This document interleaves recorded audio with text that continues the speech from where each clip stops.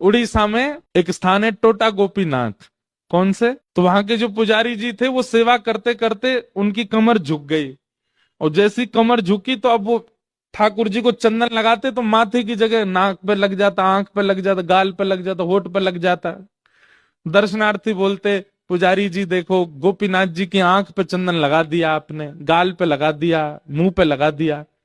उनको बड़ी पीड़ा होती। मन में सोचने लगे अब एक काम करता हूं कि मैं एक पुजारी रख लेता हूं, अब मुझसे तो सेवा होती नहीं, कमर झुक गई मेरी।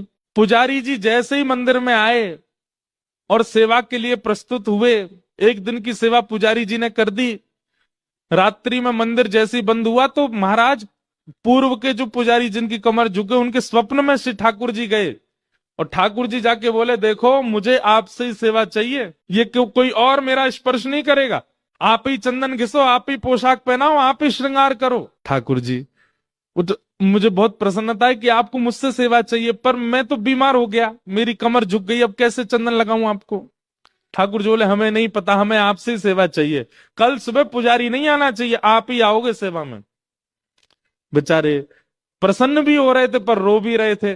प्रसन्न इसलिए हो रहे थे, बताओ ठाकुर जी को मेरे हाथ से सेवा चाहिए, रो इसलिए रहे थे कि मैं सेवा कर नहीं पाता।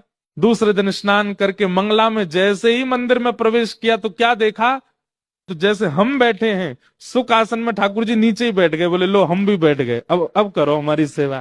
तो उनका नाम पड़ गया टोटा गोपीनाथ। पर एक टोटा गोपीनाथ है जहां बैठे हुए हैं ठाकुर जी।